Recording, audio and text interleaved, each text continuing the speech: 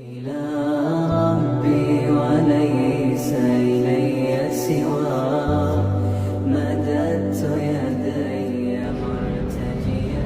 Assalamualaikum warahmatullahi wabarakatuh. Waalaikumsalam warahmatullahi wabarakatuh. Alhamdulillah, sore hari ini kita akan mulai mengobrol, bincang-bincang tentang pendidikan anak usia dini. Dan untuk episode kali ini kita akan membahas tentang bekal seorang wanita menjadi seorang ibu. Nah, untuk pertama kali ini kita bersama narasumber kita, Ibu Ivon Sagita, PSCBA, SPD, MSc, MPD. Selamat sore Ibu Sagita. Sore, Bu Irma. Bagaimana kabarnya hari ini? Alhamdulillah baik. Ya, Bismillah ya, untuk 30 menit ke depan insya Allah kita akan membahas berkaitan dengan pendidikan anak. Dan untuk pertanyaan yang pertama yaitu bagaimana sih menjadi seorang wanita yang akan mempersiapkan dirinya untuk menjadi seorang ibu. Oke. Alhamdulillah wassalatu ala rasulillah wabarakatuh. Jadi temanya adalah mempersiapkan diri ya sebagai seorang wanita untuk menjadi seorang ibu. Ya, jadi hal yang pertama yang harus menjadi fondasi utama bahwa kita sebagai wanita Allah ciptakan berbeda dengan pria, di mana masing-masing kita itu punya kelebihan, kekurangan, dan pastinya saling melengkapi gitu ya. Terutama untuk para wanita, karena disebutkan bahwa ummah itu berasal dari kata al-um, ibu gitu ya.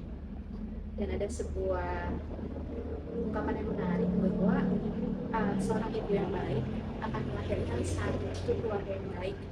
Satu keluarga yang baik akan melahirkan banyak keluarga baik gitu ya. Dan banyaknya keluarga baik itu akan melahirkan generasi yang dijanjikan, yaitu generasi yang sesuai dengan fitrahnya gitu ya, menjadi seorang hamba dari Allah Ta'ala. Nah, di sini kita melihat bahwa ada sebuah kondisi di mana wanita itu punya sesuatu yang penting, urgent gitu ya, punya peran yang amat esensial atau vital dalam membangun sebuah generasi, dan dimulai dari dirinya sendiri. Karena wanita yang baik insya Allah akan melahirkan anak-anak yang baik, pun sebaliknya wanita yang kurang baik gitu akan ada kemungkinan anak-anak ini juga tumbuh menjadi sosok-sosok yang kurang baik gitu, seperti itu. Itu adalah fondasi utama yang harus kita aware tentang itu. Jadi bagaimana persiapannya? Nah, ini ada sebuah pertanyaan yang muncul, kapan sih pendidikan anak dimulai gitu ya? Ya, pendidikan anak dimulai itu bukan saat misalnya anak usia dini tadi ya, dari 0 sampai 6 tahun, tapi pendidikan anak itu berawal dari sebelum pernikahan. Bagaimana seorang wanita mendidik dirinya untuk menjadi sosok yang dalam tanda kutip siap secara fisik, psikologis, spiritual gitu ya, menjadi seorang istri sekaligus sebagai seorang ibu. Karena mungkin gitu ya, banyak sekarang ibu-ibu yang punya anak tapi secara preparationnya belum memenuhi gitu ya standarisasi sebagaimana seorang ibu seharusnya versi Islam ya, karena kita kan membahas dari perspektif Islam seperti apa gitu. Jadi yang pertama yang harus dipersiapkan adalah dirinya, individunya. Saat individu kita seorang wanita gitu ya, punya kualitas yang baik gitu ya, selesai dengan masa lalunya gitu ya, siap untuk mengemban amanah, maka insya Allah kesadaran itu tumbuh lebih tinggi dibandingkan mungkin ada sebagian wanita di sana yang hanya ya udah aku nikah aja tanpa ada bekal yang proporsional atau mencukupi untuk menjadi seorang ibu dan istri gitu ya saat dia melangsungkan pernikahan seperti itu. Jadi diawali dari dirinya sendiri sebelum menikah. Kenapa? Saat dia sudah selesai dengan diri sendiri, tidak punya PR dengan masa lalu dan sebagainya, maka dia menjadi sosok yang kuat nih untuk menikah gitu. Dalam artian seorang yang kuat, wanita ya, dengan T yang kuat, dalam tanda kutip mereka sama-sama punya kualitas yang baik gitu ya, maka saat mereka menikah, mereka juga akan punya visi dan misi yang jelas bagaimana membangun sebuah rumah tangga. Tapi nih kalau seandainya perempuannya udah masih banyak PR, belum selesai dengan masa lalunya gitu ya, sama misalnya suami juga sama seperti itu kondisinya, maka saat berada dalam pernikahan itu masih banyak PR yang harus diselesaikan. Dan tadi belum selesai dengan dirinya sendiri. Betul, padahal setelah menikah ada sebuah normalitas untuk memiliki anak kan. Nah, mereka belum selesai nih dengan diri mereka sendiri, tapi udah ada beban amanah yang baru yang nanti bisa overlapping antara dirinya dan juga pola pendidik anaknya. Seperti itu. Mungkin di sini karena kita awalnya untuk overlapping sendiri itu bermakna apa? Overlapping sendiri di sini ada tumpang tindih ya. Saat dia belum selesai dengan dirinya nih, masih banyak PR gitu ya. Misal contohnya PR-nya dia belum sholat misalnya, atau misalnya dia masih punya rasa dendam terhadap orang tuanya dulu gitu ya, karena misalnya mungkin berasal dari keluarga yang tidak baik-baik saja gitu, atau broken home gitu. Nah, hal-hal yang ini nanti akan terseret saat memiliki anak gitu, karena nanti pola yang sama akan diterapkan kepada anak-anaknya itu. Seperti itu. Saat dirinya belum selesai nih, masih misalnya dia masih berada di ranah-ranah yang pelanggaran dosa gitu ya, misal masih belum berhijab misalnya perempuan gitu, atau yang laki-laki masih belum sempurna gitu ya dalam tanda kutip keislamannya gitu, masih suka nongkrong-nongkrong tempat-tempat yang ya menghabiskan waktu dengan sia-sia gitu ya. Nah, nanti saat menjadi orang tua, hal tersebutlah yang ditularkan kepada anak gitu. Seperti itu. Bagaimana bisa seorang orang tua meminta anaknya untuk sholat gitu sedangkan dirinya belum sholat. Bagaimana seorang ibu berharap anaknya bisa baca Al-Quran dengan baik gitu ya, tapi di rumah dia tidak pernah mencontohkan bagaimana membaca Al-Quran dan sebagainya. Itu kan tumpang tindih ya. Atau misalnya mungkin zaman sekarang kan insya Allah ya secara aspek keagamaan sudah memenuhi gitu ya, tapi secara pola asuh atau luka batin ya, kalau sekarang bahasanya gitu ya, bagaimana pola luka batin yang ada dalam diri seseorang akibat misalnya lingkungan keluarganya dulu gitu ya, itu masih ada yang akhirnya ke bawah gitu pola yang sama gitu. Karena memang kalau misalnya berdasarkan pengalaman yang sebelumnya ya, kita screening di TKCBK itu ada kondisi-kondisi di mana saat anak terdeteksi sesuatu yang nggak biasa gitu ya, dan diselidiki dan dikonfirmasi kepada orang tuanya, ternyata orang tuanya juga mengalami hal yang demikian gitu. Jadi saat misalnya orang tua memaksa meninggal sama anak gitu ya, tanpa berpikir apakah ini bermanfaat atau enggak, itu karena pola pendidikan yang dulu diterapkan oleh orang tuanya. Ada yang saya sampai pukul tangan gitu ya, maksudnya pakai physical attack gitu ya, karena dulu juga orang tuanya menerapkan yang sama gitu. Itu kan banyak tuh kasus-kasus kayak ya, jadi saat dia belum selesai dengan itu, maka nanti akan terbawa nih di generasi selanjutnya terus aja gitu ya, perputaran sama, rantainya sama. Jadi memang harus di stop saat dia menyadari bahwa itu adalah sebuah kesalahan, sesuatu yang tidak seharusnya diulangi, maka sebaiknya segera diselesaikan.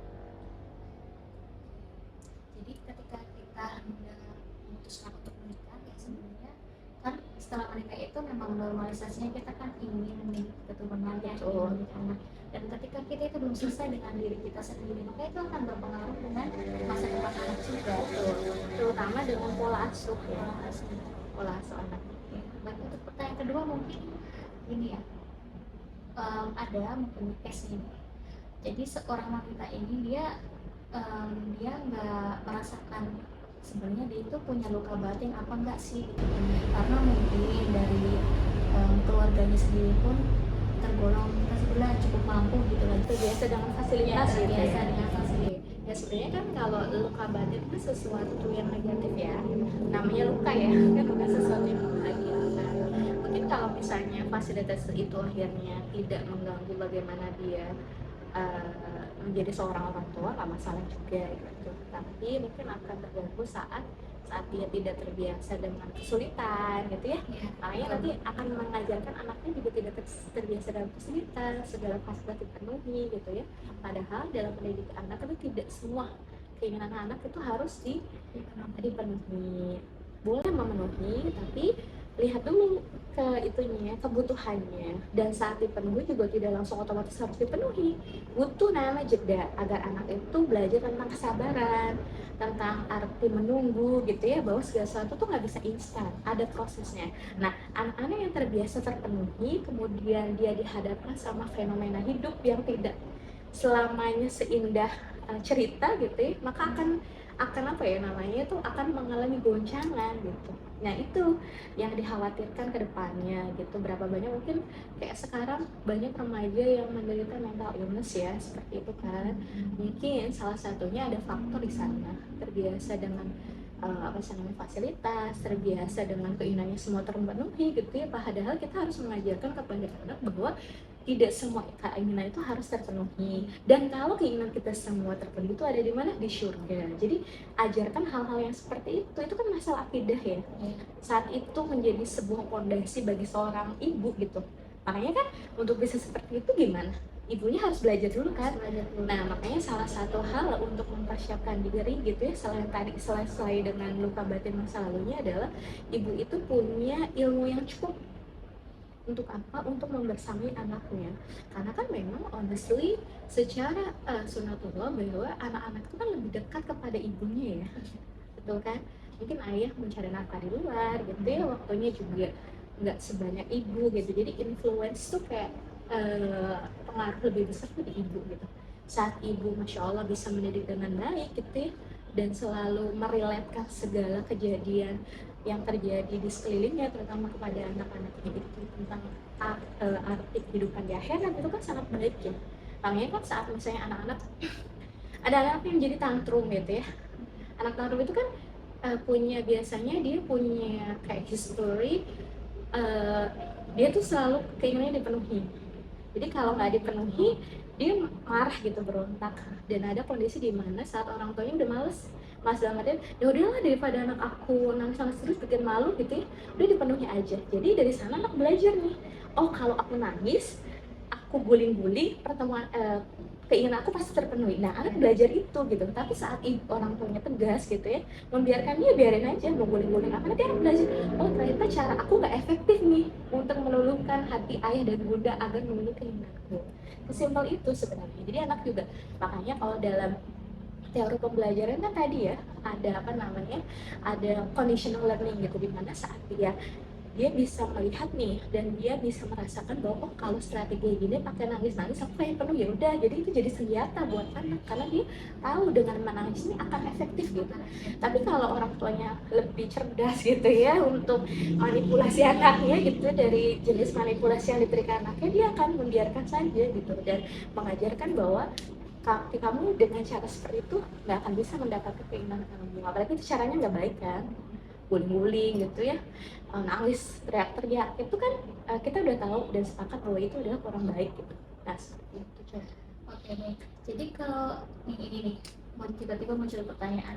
Jadi sebenarnya yang kebanyakan terjadi ya di lingkungan kita itu, ketika anak itu tantrum, kita tuh langsung membujuknya karena mungkin khawatir akan mengganggu orang lain ya. Nah, dan kebanyakan juga di kita itu cara mengedukasinya itu salah ya, kan kita sebut keliru lah ya, kelirunya itu yang kurang tepat. Contohnya seperti berbohong. Menurut ilmu psikologi sendiri bagaimana?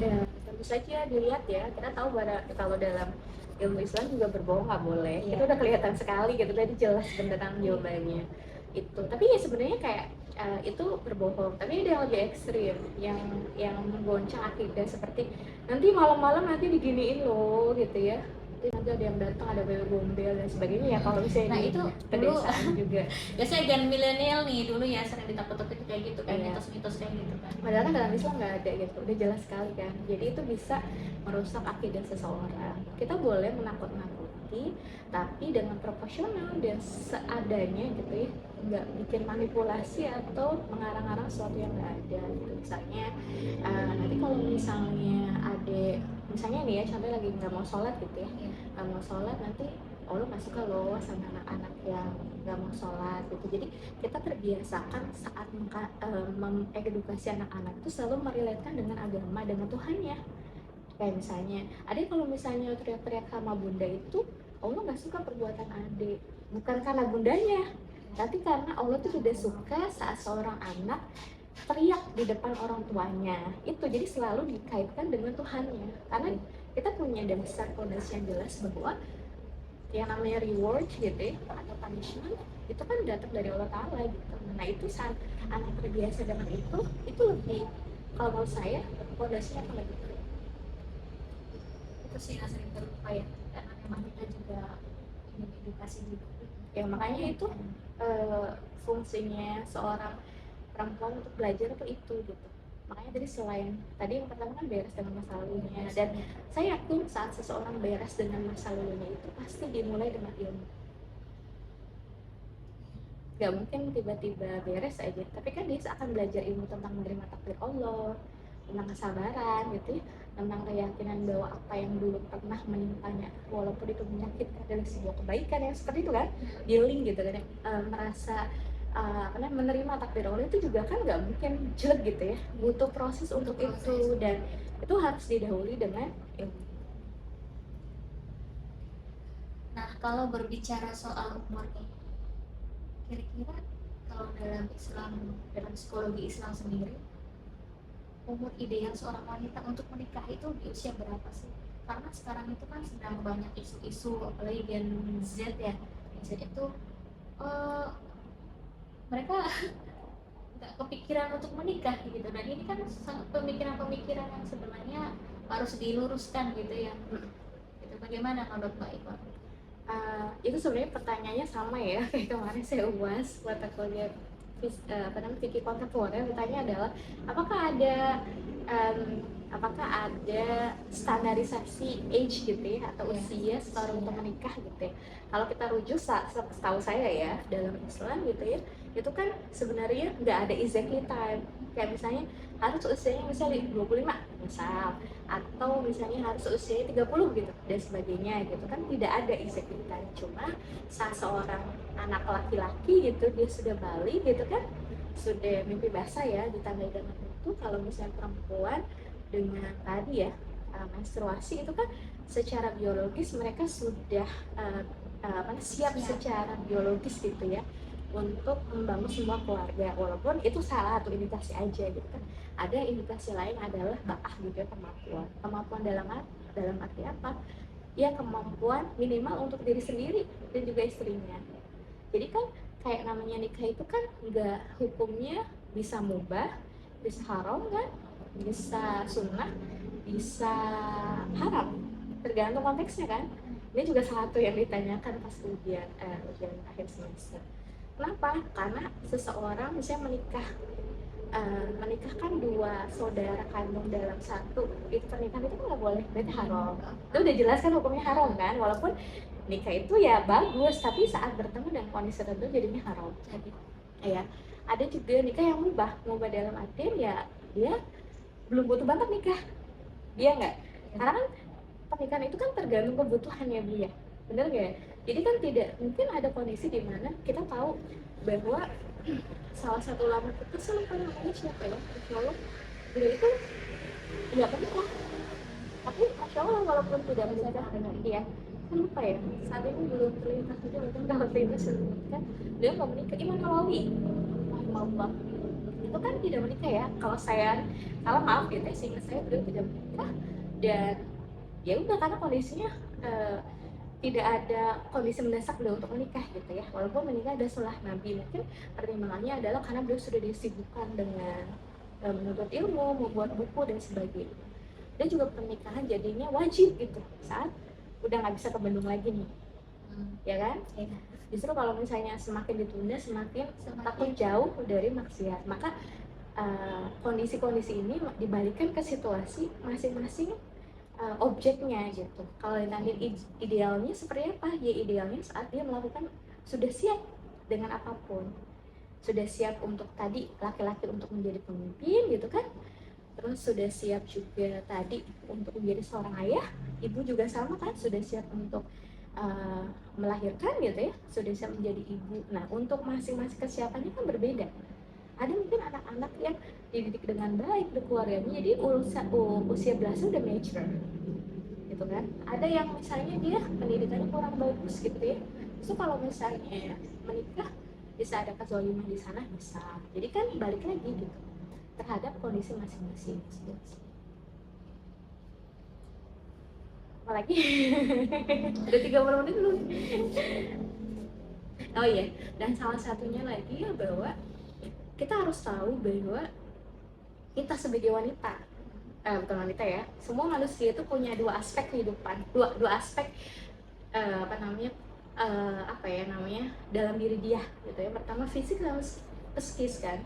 Fisik itu ya tampilannya gitu ya, ada yang cantik gitu ya, yang tinggi gitu, putih dan sebagainya, ada yang psikologis juga. Nah, dalam memilih pasangan, kenapa itu akan sangat urgent banget? Karena gini, mungkin kita suka mendengar bahwa oh ya aku pengen anak aku tinggi, maka aku cari pasangan yang secara fisik tinggi gitu ya. Aku pengen iya gitu ya, aku pengen anak aku putih, maka cari pasangan yang putih karena akunya hitam. Nah itu kan make sense banget ya, karena nanti akan turun tuh buah tidak jatuh dari pohonnya, dan itu adalah faktor biologis. Pasti nanti ada yang mirip kulit ayahnya gitu, kulit bapaknya, ada yang tinggi misalnya, dan kemungkinan bisa tinggi gitu ya walaupun dia pendek karena ada faktor genetika. Nah kita ini berbicara tentang masalah fisik, kita lupa faktor yang kedua, masalah psikologis. Betul, makanya salah satu hal yang perlu dicek sebelum menikah tuh bukan kan nazar fisik ya, betul itu, tapi nazar juga kan ada obrolan di sana. Maka cek juga nih kondisi psikologisnya. Kalau sekarang itu sebenarnya setahu saya ya, kalau yang mau nikah itu ada kayak macam tes psikologis, apakah dia punya mental illness atau enggak. Kenapa? Karena apa yang dibawa sama orang tuanya ini akan nurun ke anak-anaknya. Kalau seandainya misalnya seorang ayah gitu dengan temperamennya gitu ya, yang sumbu pendek gitu ya, suka marah-marah, cepat tersulut dan sebagainya, ini akan ada kemungkinan anaknya demikian. Kita mau punya seperti itu pertama. Terus atau misalnya seorang ibu yang dia punya gangguan ya, gangguan dalam artian misalnya dia apa ya contohnya, misalnya ya bipolar, tapi kayak itu terlalu ekstrim deh, tapi kelihatan banget ya. Atau misalnya jenis yang lainnya dia narsistik misalnya nih, narsistik nih ya, NPD. Nah nanti dia akan menurunkan hal itu kepada anak-anaknya. Jadi pastikan cek dulu nazar itu ya, kalau saya pahami bukan hanya fisik aja kan. Kalau fisik itu kan apa yang membuat tertarik ya kan, dilihat kan muka, telapak tangan gitu ya. Nah kita juga melihat sifatnya, ada sifatnya kucing pelit kan ya, itu akan nurun ke anak-anak. Tapi ketika kita bertemu pertama kali itu kan akan sangat sulit mendeteksi apakah bisa jadikan dia bermanipulasi gitu kan.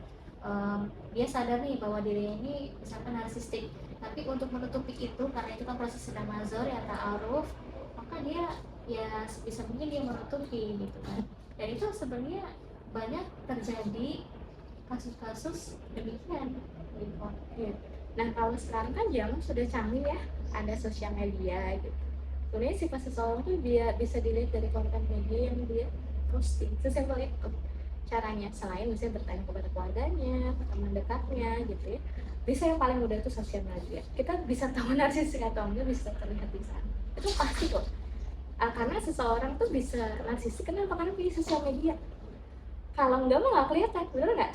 Jadi kan ada semacam kayak pemikiran, walaupun tetap ya kayak NPD itu perlu diagnosa, nggak bisa semacam kita ngejudge, kamu NPD ya, nggak kayak sekarang, zaman sekarang tuh kayak oh ya NPD ya gitu ya, langsung menjudge seorang. Karena memang sebaiknya di assessment dulu, dinilai dulu oleh psikolog gitu ya, bagusnya ke psikolog, dilihat dicek apa punya NPD atau enggak, itu lebih valid ya. Sehingga makanya kalau saya sih lebih kepada memberikan saran kepada teman-teman yang sedang taruh nih misalnya, terus mau menikah gitu, sebaiknya tes psikologi biar tahu nih sifat-sifat aslinya, karakter bawaannya gitu. Karena nanti karakter ini yang akan diwariskan kepada anak-anaknya, bukan hanya fisik gitu, tapi secara psikis juga.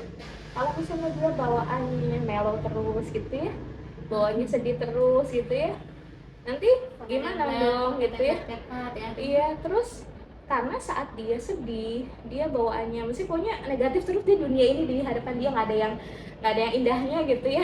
Selalu gitu ya, dunia kok gini banget. Itu kan saat dia hamil itu kan mempengaruhi banget janinnya. Ibu-ibu yang sedih, betul, makanya boleh jadi anak-anak yang perkembangannya kurang maksimal itu dimulai dari kondisi janinnya. Kayak ibunya tidak bahagia, ibunya meruntuhkan nasib, ibunya misalnya mengalami kekerasan dan sebagainya gitu. Itu kan sampai yang misalnya kekerasan itu kan harus dilihat juga gitu, apakah seseorang yang mudah menangani gitu ya, atau enggak, apakah seseorang yang mudah menjaga lisannya atau enggak gitu. Karena ada beberapa kasus di mana secara physically tampilannya Islami nih, kita bilang gitu ya, yang Ahwat masya Allah misalnya udah bercadar, yang Ikhwan juga masya Allah sudah tidak isbal gitu ya, terus jenggotnya panjang, tapi yang disayangkan adalah sikapnya jauh dari karakter tersebut gitu, seperti itu. Nah biasanya itu di awal-awal orang yang lagi semangatnya untuk belajar Islam, tapi mungkin dalam aspek penerapannya masih belum maksimal gitu. Nah itu juga perlu deteksi. Jadi jangan sampai dari fisik aja kayak melihat dia bercadar gitu ya, apakah cadar itu menjamin bahwa dia punya kepribadian Islami juga? Gak menjamin gitu, mungkin dia akan lebih ke arah sana gitu, tapi jangan, itu kan nggak bisa kalau seandainya kita tidak validasi dulu gitu kan saat kita berinteraksi. Bagaimana bisa dilihat juga di sosmednya kayak gimana kalau ngobrol sama orang gitu kan. Ada yang mungkin maaf sukanya mencaci gitu kan ya, yang tidak satu pendapat dengan dia gimana, itu kan kelihatan gitu, karena seperti apa, karena hal yang sepele itu saat kita nggak aware gitu nanti akan jadi bumerang di keluarga kita. Jadi mungkin dirinya sendiri kan. Iya, jadi kayak misalnya untuk hal yang sepele aja dia nggak sepakat gitu ya. Apalagi nanti untuk hal-hal yang di rumah gitu, saat mungkin berbeda pendapat jadinya ribut terus gitu. Padahal kan dalam perbedaan kita itu ada hal-hal yang bisa toleransi gitu ya, ada yang bisa ini gitu, jadi nggak bisa judgement kayak misalnya ada ya kamu tuh kayak gini gitu ya dan sebagainya. Dia hanya bisa ngejudge tanpa dia melihat bahwa apa sih, kenapa dia seperti itu. Boleh jadi dia seperti itu tuh karena ada kelalaian dari dia sebagai seorang suami gitu, seperti itu. Betul, itu sebaliknya. Menarik banget nih karena waktunya ya Sudah. Jadi mungkin kita akan bagi kita akan sambung lagi obrolan kemudian mungkin dengan lebih spesifik lagi ya, karena memang banyak sekali kan poin-poin yang perlu kita jabarkan, perlu kita obrolkan secara mendetail. Oke, mungkin untuk sementara itu saja. Jadi berkenaan dengan persiapan seorang wanita menjadi seorang ibu itu, yang pertama tadi adalah memperbaiki dirinya sendiri, untuk kita mengecek dulu apa kita punya luka batin dan sebagainya. Lalu yang kedua adalah persiapan ilmu. Oke, itu dulu ya. Insya Allah kita akan bertemu lagi dalam sesi obrolan selanjutnya. Oke, Itu saja ya. Ya, tutup aja kita dengan doa kafaratul majlis. Terima kasih. Sama-sama.